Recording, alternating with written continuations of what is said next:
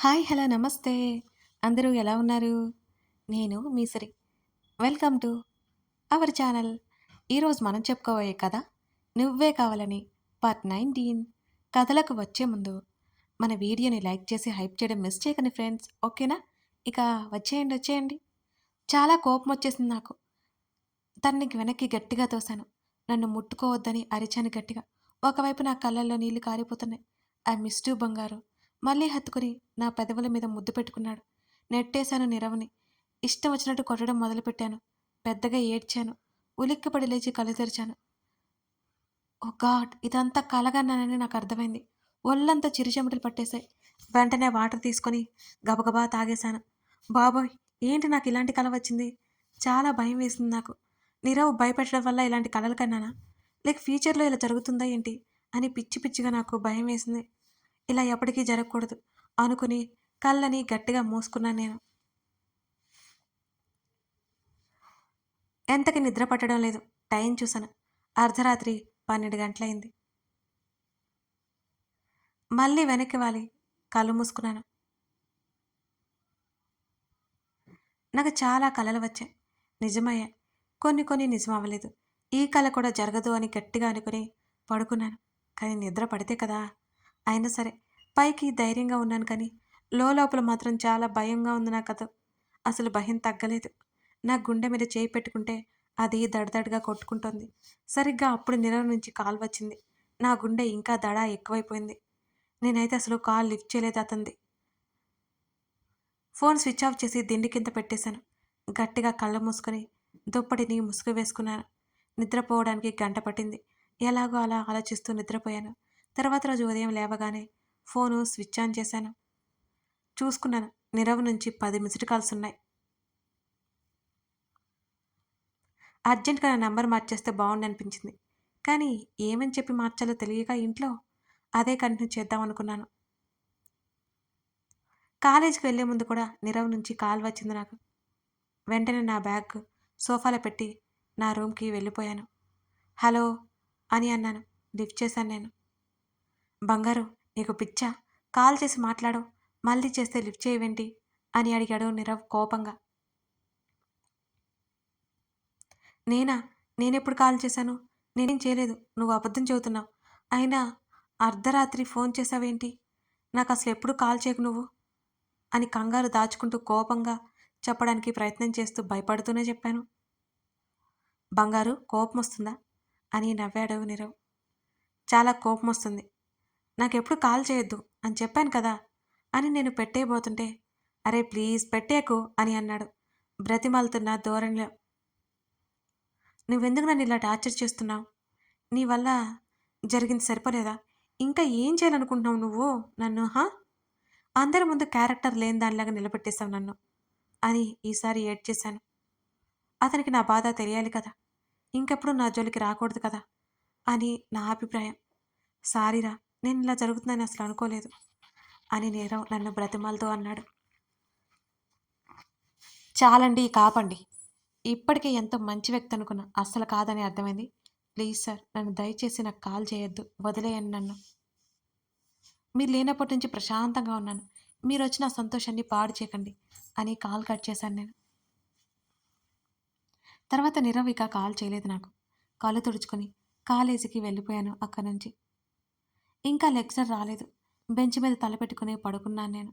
అశోక అన్న పిలుపు వినిపించి తల తిప్పి చూశాను. కిరణ్ ఉన్నాడు. ఏంటన్నట్టు చూస్తూ సరిగ్గా కూర్చున్నాను. అలా ఉన్నావేంటి? హెల్త్ బాలేదా? అని కన్సర్న్‌గా అడిగాడు కిరణ్.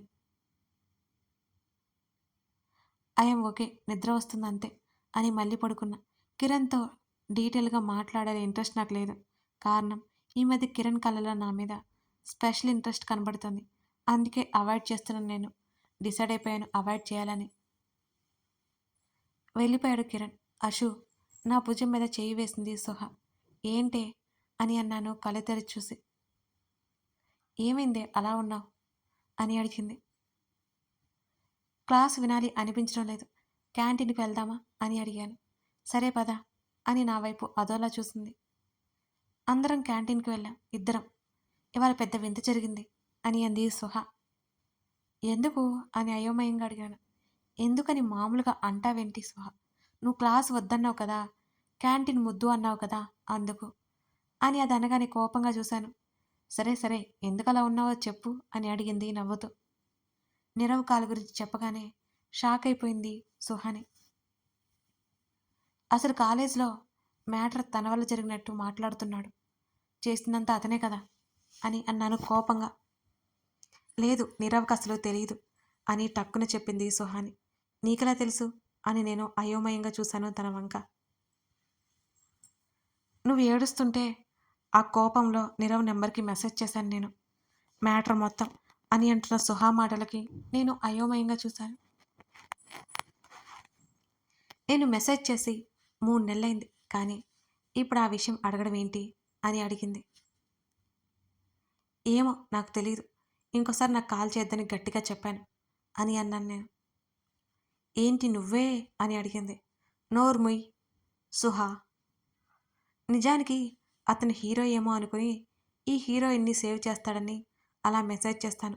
ఈలోపు నీ బావ అలియాస్ మా బ్రదర్ రంగంలోకి దిగారు. నిన్ను సేవ్ చేశారు. నేనేం చేయనే అని అంది సుహ. నీరవ్ ఏం చేయకపోతే ఇదంతా ఎవరు చేసి ఉంటారు? అని అయోమయంగా అడిగాను నేను. పాపం మంచోడేమో అని అంది సుహాని. నోరు ముయ్యి. ఒకవేళ తనలా చేయకపోయినా తన వల్లనేగా అదంతా జరిగింది అని నేను కోపంగా అన్నాను. అవును అది నిజమే అనుకో అని అంది సుహాని. నెక్స్ట్ అవర్ నుంచి క్లాస్‌కి స్టార్ట్ అయ్యాం. ఆలోపు మా ఫస్ట్ సెమ్ అయిపోయింది. చాలా రోజులైపోయింది నాకు. మంచి పర్సెంటేజ్ వచ్చాయి మార్క్స్ కూడా. ఒకరోజు సాయంత్రం కాలేజ్ నుంచి వచ్చి ఫ్రెష్ అయ్యి అమ్మా నాన్న దగ్గర కూర్చున్నాను నేను. అమ్మ కాఫీ విత్ స్నాక్స్ ఇచ్చింది. అవి తీసుకున్నాను.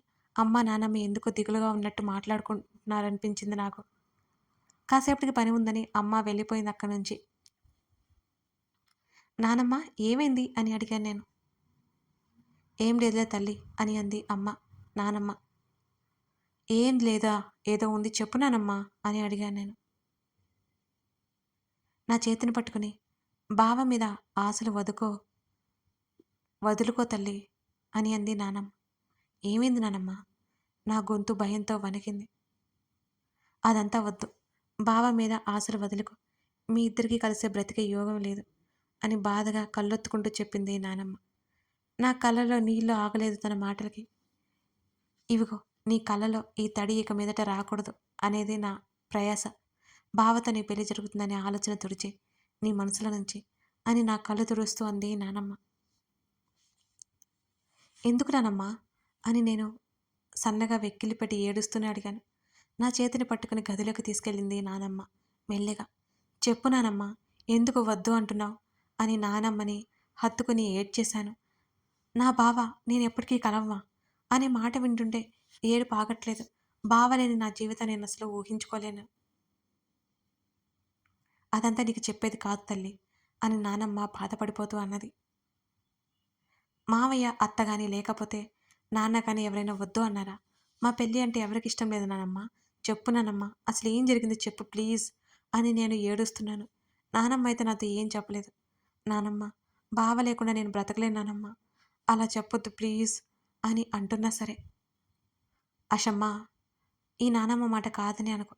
ఇప్పుడు బావని మర్చిపోతేనే తర్వాత నువ్వు సుఖంగా బ్రతకగలవు అని అంది నానమ్మ. నా వల్ల కాదు నానమ్మ. ఎందుకు ఇలా మాట్లాడుతున్నావు చెప్పు.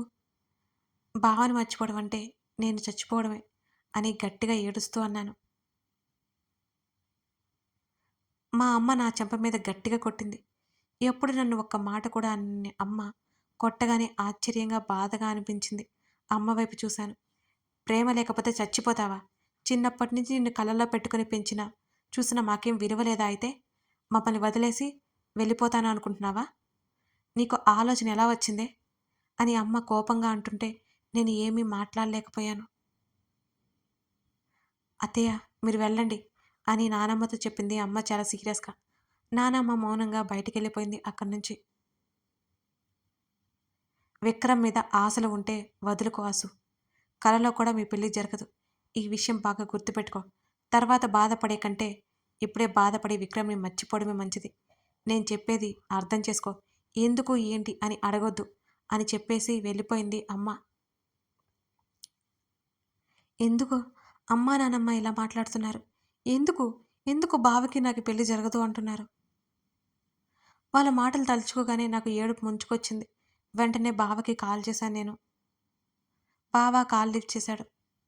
సోడాబుడ్డి ఏంట్రా అప్పుడే గుర్తుకొచ్చానా అని బావ ప్రేమగా మాట్లాడుతుంటే ఏం మాట్లాడకుండా వెక్కిళ్ళు పెట్టి ఏడుస్తూనే ఉన్నాను.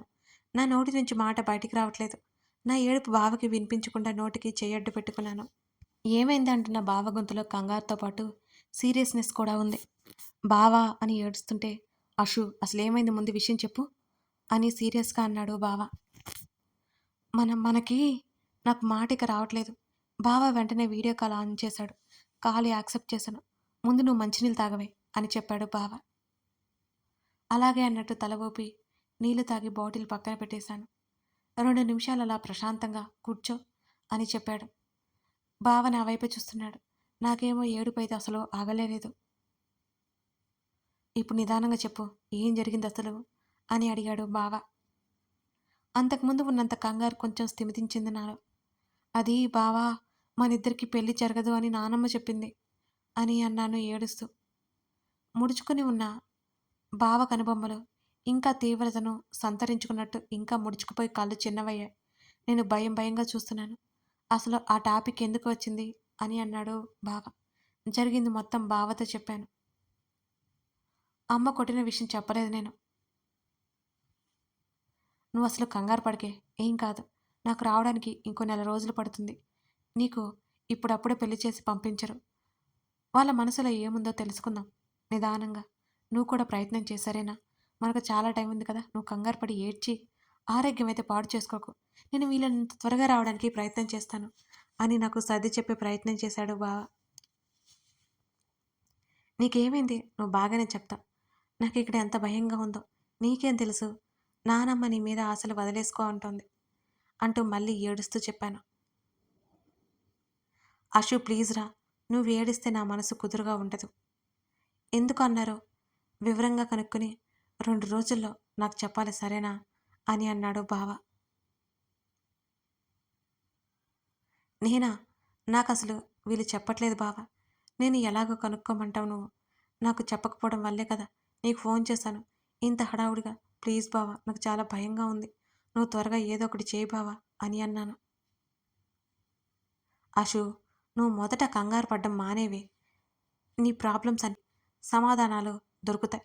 ఎప్పుడైతే కంగారు పడి భయపడుతూ ఆలోచించడం మానేస్తావో అప్పుడే పరిష్కారాలు మూసుకుపోతాయి మనకి. నిదానంగా ఆలోచించు. అసలు ముందు సమస్య ఏంటో పూర్తిగా తెలుసుకో. ఆ సమస్యకు కారణం ఏంటో తెలుసుకో. అప్పుడే నీకు పరిష్కారం త్వరగా లభిస్తుంది. నేను చెప్పేది అర్థమవుతుందా ఆషు అని బావ అడిగాడు. అలాగే అన్నట్టుగా తల ఊపాను నేను. తల ఊపడం కాదు అషు, ఏదైనా చెప్తే అలాగే అన్నట్టు గుండ్రంగా తల తిప్పుతావు. తర్వాత ఏడుస్తూ కూర్చుంటావు నువ్వు. నువ్వు చేసేది ఇదే కదా అని సీరియస్గా అన్నాడు బావ.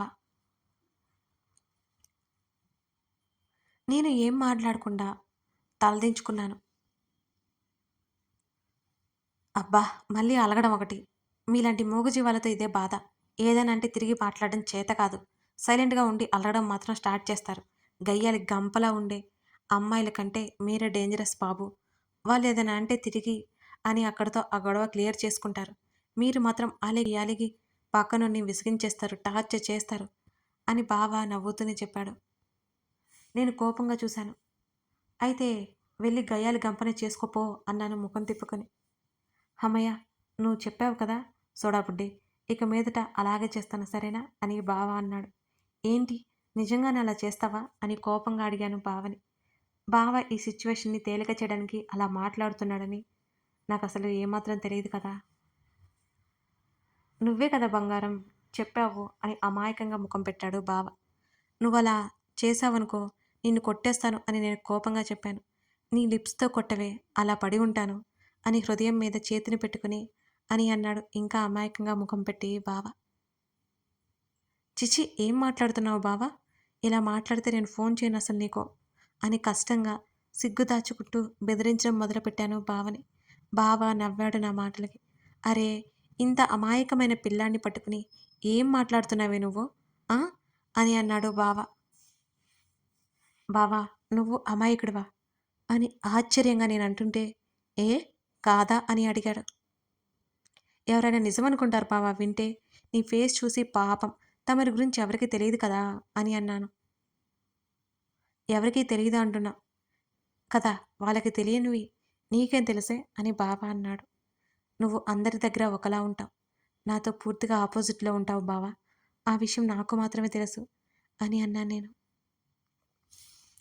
ఈ మధ్య తెలివితేటలు ఎక్కువైపోయాయే నీకు అని అన్నాడు బావ.